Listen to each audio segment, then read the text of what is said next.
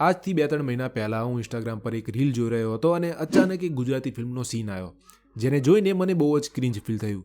મને થયું કે આ એ ફિલ્મ છે જેને જોઈને હું એક ટાઈમ પર મારી જાતને બહુ જ કૂલ સમજતો હતો. આ એ ફિલ્મ છે જેને લઈને હું બહુ જ ઓબ્સેસ રહેતો હતો અને આ ફિલ્મ મારી એક ટાઈમની સૌથી ફેવરેટ ફિલ્મ હતી.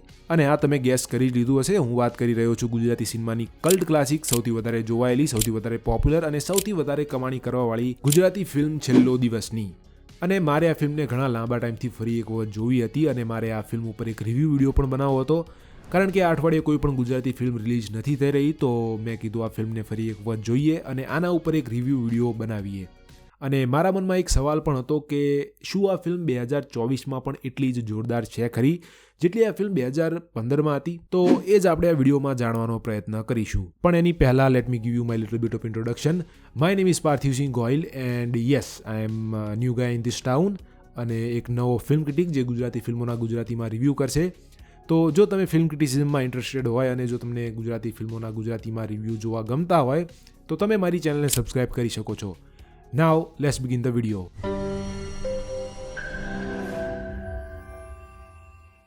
તમને ખબર છે 2012માં બોલિવૂડમાં એક બહુ જ રેવોલ્યુશનરી ફિલ્મ આવી હતી જેનું નામ હતું ગેંગ્સ ઓફ વાસેપુર, જેણે આપણને રાજકુમાર રાવ, પંકજ ત્રિપાઠી, મનોજ બાજપાઈ, નવાજુદ્દીન સિદ્દીકી, હુમા કુરેશી, જયદીપ અહેલાવત, વિપિન શર્મા અને રીચા ચડ્ડા જેવા બહુ જ સારા એવા એક્ટર્સ આપ્યા હતા, જે આગળ જતા બહુ જ ફેમસ થયા. એટલે કે આની પહેલા પણ એઝ અ એક્ટર કામ કરી રહ્યા હતા, પણ આ એ ફિલ્મ હતી જે ફિલ્મ પછી તે સારા એવા પોપ્યુલર થયા અને એમને ફિલ્મ ઇન્ડસ્ટ્રીમાં એક બ્રેક મળ્યો. અને એ જ રીતે ગુજરાતી સિનેમામાં પણ એક બહુ જ રેવોલ્યુશનરી અને કલ્ટ ક્લાસિક ફિલ્મ થઈ ગઈ જેનું નામ હતું છેલ્લો દિવસ. જે ફિલ્મે આપણને મલ્હાર ઠાકર, યશ સોની, મિત્ર ગઢવી, અર્જુન ત્રિવેદી, નેત્રી ત્રિવેદી, જાનકી બોડીવાલા, હેમંગ શાહ અને મયુર ચૌહાણ જેવા બહુ જ સારા એક્ટર્સ આપ્યા હતા, જે આગળ જતા બહુ જ ફેમસ થયા અને આજની તારીખમાં એઝ અ મેઇન હીરો અને હિરોઈન કામ કરી રહ્યા છે. આ ફિલ્મ આજથી 9 વર્ષ પહેલા 2015માં રિલીઝ થઈ હતી અને હવે ટૂંક સમયમાં 2025 આવશે અને આ ફિલ્મને આખા 10 વર્ષ પૂરા થશે અને એક આખો ડકેડ પૂરો થશે. અને તમને ખબર છે આજથી 10 વર્ષ પહેલાં હું ફક્ત 12 જ વર્ષનો હતો અને હું કંઈક આ રીતનો દેખાતો હતો અને આજે કંઈક આ રીતનો દેખાઉં છું. Now I know still not very handsome, right? પણ તમને ખબર છે પાછલા 10 વર્ષમાં કોણ સૌથી વધારે હેન્ડસમ અને બ્યુટીફુલ બન્યું છે? તો એ છે આ ફિલ્મના એક્ટર્સ. 10 વર્ષ પહેલા છેલ્લો દિવસમાં યશ સોની કંઈક આ રીતના દેખાતા હતા, આજે કંઈક આ રીતના દેખાય છે. મિત્ર ગઢવી ધેન વર્સસ નાવ, અર્જુન ત્રિવેદી ધેન વર્સસ નાવ, જાનકી બોડીવાલા ધેન વર્સસ નાવ, નેત્રી ત્રિવેદી ધેન વર્સસ નાવ, મલ્હાર ઠાકર ધેન વર્સસ નાવ. પણ તમને ખબર છે આ બધામાંથી સૌથી વધારે ગ્લો અપ કોનો થયો છે? તો એ છે મયુર ચૌહાણ, જે છેલ્લો દિવસમાં કંઈક આ રીતના દેખાતા હતા, આજે કંઈક આ રીતના દેખાય છે. પણ તમને ખબર છે એમની સિવાય પણ હજુ એક વ્યક્તિ રહ્યો છે જે પાછલા 10 વર્ષમાં બહુ જ બ્યુટીફુલ અને હેન્ડસમ થયો છે. તમને ખબર છે કોણ છે? Any guess? Well, if you don't know, open your phone selfie camera and you will see that guy. And that guy has a really good glow up. Anyway, let's move further. તમને ખબર છે છેલ્લો દિવસ ફિલ્મને શું સૌથી વધારે જોરદાર, મજેદાર, જબરદસ્ત, અમેઝિંગ અને બ્રિલિયન્ટ બનાવે છે? Well, if you don't know, let me tell you. That's an absolutely amazing and fantastic screenplay by Krishnadev Yagnik, and that's what makes this film such a great film. ફિલ્મની શરૂઆત થાય છે 4 ભાઈબંધોથી જે ગાડીમાં જઈ રહ્યા છે. એક ભાઈબંધનું નામ છે વિકી, જેને પેશાબ લાગે છે એટલે પેશાબ કરવા એ ગાડીમાંથી બહાર ઉતરે છે અને બૂમ, accident. And that my friend is a really good writing. 2 જ મિનિટમાં, ફક્ત 2 જ મિનિટમાં ફિલ્મ તમને હુક કરી લે છે અને now you are more interested in what will happen next. Film just grabs you by your throat and it does not make you leave until the end. Film તમને ઠેઠ છેલ્લે સુધી, ઠેઠ એન્ડ સુધી પકડીને રાખે છે. અને પછી ફિલ્મ જે છે એ થોડી આગળ વધે છે, જ્યાં આપણને ફ્લેશબેક જોવા મળે છે અને આ ફ્લેશબેકમાં આપણને બધા જ કેરેક્ટર ઇન્ટ્રોડક્શન જોવા મળે છે. અને બોસ, આ ફિલ્મના character introduction is one of the best character introduction I have ever scene in any Gujarati film. ફિલ્મમાં સૌથી પહેલાં આપણને વિકી અને નિખિલનું કેરેક્ટર ઇન્ટ્રોડક્શન જોવા મળે છે, જ્યાં નિખિલ બેસિકલી વિકીને કોલ કરતો હોય છે કે ભાઈ કેટલી વાર લાગશે ત્યારે કોલેજમાં આવવામાં. હવે અહીંયા સિચ્યુએશન એવી થાય છે કે વિકી જે છે એ એના ફેમિલી સાથે ડાઇનિંગ ટેબલ ઉપર નાસ્તો કરી રહ્યો હોય છે અને એક્ઝેક્ટ એ જ મુમેન્ટે એના ઘરની ડોરબેલ વાગે છે. એટલે વિકી જે છે એ ઊભો થઈને એ બારણું ખોલવા જાય છે, એનો ફોન હજુ પણ ટેબલ ઉપર જ પડ્યો હોય છે અને એ જ સમયે નિખિલ જે છે એ વિકીના ફોનમાં ફોન કરે છે અને એ કોલ વિકીના પપ્પા ઉપાડે છે અને નિખિલ ગોઝ લાઈક ધીસ: બે ભિખારીની ઓલાદ તું છે ક્યાં? તારો બાપો ક્યારનો અહીંયા તારી રાહ જોઈને ઊભો છે. હેલો, ભાઈ ભિખારીની ઓલાદ તું છે ક્યાં? હે 2 મિનિટ થઈ ગઈ તારી. તારો બાપો એ ક્યારનો તારી રાહ જોઈને ઊભો છે. તારા બાપાએ તને ટાઈમ પર પહોંચતા નથી શીખવાડ્યું. હવે મોનોલોગ અહીંયા પૂરો થાય છે અને વિકીના જે પપ્પા છે એ ફોનને મૂકે છે અને વિકીની સામું જોઈ વિકીને કહે છે, કેટલા બાપ રાખ્યા છે? શું થયું? તમે કેમ એટલે આવી રીતે આમ જુઓ છો મારી સામે? કેટલા બાપ રાખ્યા છે? અને પછી આ મહાશય વિકી એ શું કરે છે, ધીમેક રહી એની ડોકી એની મમ્મી બાજુ કરે છે અને આ રીતનો ઈશારો કરે છે. અને પછી વિકીના પપ્પા તારી માને પૂછે છે કેટલા બાપ રાખ્યા છે, થાળ કરતો એક થાપો.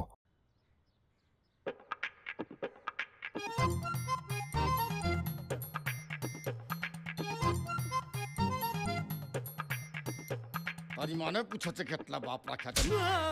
અને ભાઈ that was one of the most funniest scene I have ever scene in my life. અને એના પછી આપણને લોયનું કેરેક્ટર ઇન્ટ્રોડક્શન જોવા મળે છે અને એ પણ ઘણું જોરદાર હોય છે, જ્યાં આ ભાઈ બચારા કોઈ બીજા ભાઈની જે 2 નંબર કરી રહ્યા હોય છે એમનો દરવાજો બહારથી બંધ કરી દે છે અને એમના જે ટોયલેટનું જે પાણીની સપ્લાય હોય છે એ બંધ કરી દે છે અને કહે છે કે તું બકા એક કામ કર, તું હવે ધોયા વગર જ બહાર નીકળજે. ને હવે તું એક કામ કર બકા, તું છે ને ધોયા વગર જ બહાર આવજે.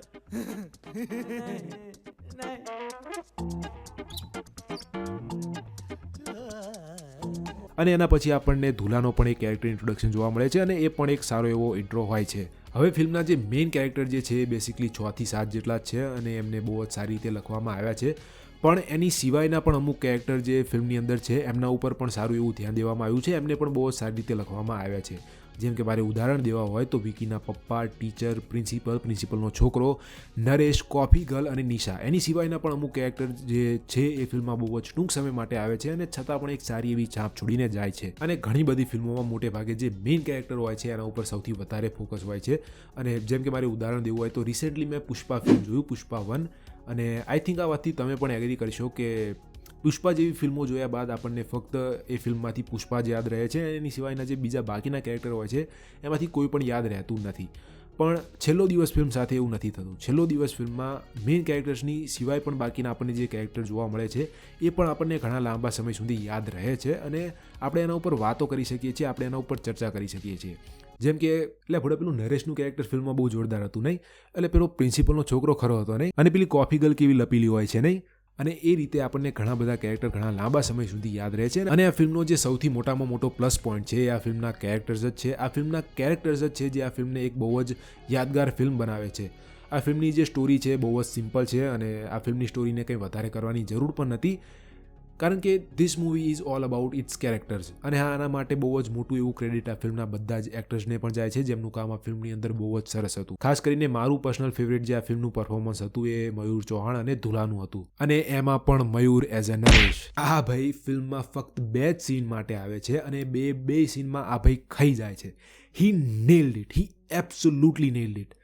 ફિલ્મમાં એમનું કામ બહુ જ જોરદાર છે and it shows how great and talented actor he is. અને ફક્ત મયુર ચૌહાણ જ નહીં, એમની સિવાય પણ ફિલ્મમાં ઘણા બધા એક્ટર છે અને એ બધાનું કામ નાના રોલ માટે હોય કે મોટા રોલ માટે હોય, બધાનું કામ બહુ જ જોરદાર છે. અને એ સિવાય ફિલ્મમાં કાસ્ટિંગનું જેણે પણ કામ કર્યું છે, જેણે પણ આ ફિલ્મ માટે એક્ટર્સ ગોત્યા છે, એમના પણ વખાણ થવા જોઈએ. Big shout out to those people who was in charge for casting for this film.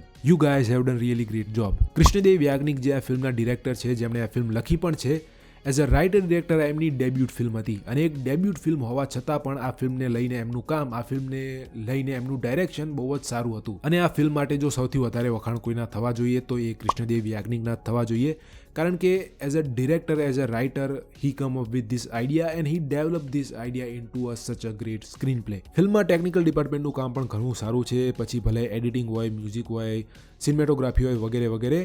Overall it's very well made film. હા, અમુક લોકોને એવું થઈ શકે કે છેલ્લો દિવસ જે છે એ ટેકનિકલી આજની તારીખ પ્રમાણે એટલી બધી સારી ફિલ્મ નથી, પણ હું એવું નથી વિચારતો. મારા પ્રમાણે છેલ્લો દિવસ આજની પણ ઘણી લેટેસ્ટ ગુજરાતી ફિલ્મો કરતાં પણ બહુ સારી દેખાય છે, વિઝ્યુઅલી બહુ જ સારી દેખાય છે, જેમના બજેટ છેલ્લો દિવસ કરતાં પણ વધારે હોય છે. જેમ કે મારે ઉદાહરણ દેવું હોય તો લોચા લાપસી મેં ફિલ્મ હજુ હમણાં જ જોઈ અને બહુ જ સરસ ફિલ્મ છે, પણ technically it's not very good film. અને આ ફિલ્મનું બજેટ જે છે એ છેલ્લો દિવસ કરતાં પણ વધારે છે. હવે છેલ્લો દિવસ ફિલ્મ માટે મારે કહેવું તો ઘણું બધું છે, પણ આ એક રિવ્યૂ વિડીયો છે અને કોઈ વિડીયો એસે કે એનાલિસિસ વિડીયો નથી, તો હું હવે આ વિડીયોને બહુ લાંબો નહીં ખેંચું. છેલ્લો દિવસ is one of the best Gujarati film and personally one of my favourite Gujarati film. ફિલ્મમાં એવા કોઈ પણ ખાસ નેગેટિવ પોઈન્ટ નથી જે હું તમને અહીંયા કહી શકું.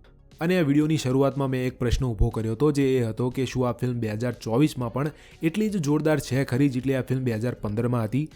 તો એનો જવાબ છે હા, આ ફિલ્મ આજે પણ એટલી જ જોરદાર છે જેટલી આ ફિલ્મ 2015માં હતી. ફિલ્મમાં અમુક એવી વસ્તુ છે જે આજના ટાઈમ પ્રમાણે બહુ જ ક્રિંજ અને થોડી મીડિયોકર છે, પણ એને હું આરામથી ઇગ્નોર કરી શકું છું અને એ એટલી બધી કંઈ ખાસ પણ નથી. I would give this film an 8 out of 10. અને એમાં પણ જો મને એવું પૂછવામાં આવે કે 2015 પ્રમાણે જ્યારે મેં આ ફિલ્મ સૌથી પહેલી વખત જોઈ હતી તો એ પ્રમાણે હું આ ફિલ્મને રેટિંગ આપું તો હું આ ફિલ્મને 10માંથી 10ની રેટિંગ આપીશ. જો તમે આ ફિલ્મ જોઈ હોય તો તમારી આ ફિલ્મને લઈને શું યાદો રહી છે, તમારી આ ફિલ્મને લઈને શું મેમરીઝ રહી છે અને તમારા આ ફિલ્મ ઉપર વિચારો શું છે એ મને કોમેન્ટમાં જરૂર કહેજો.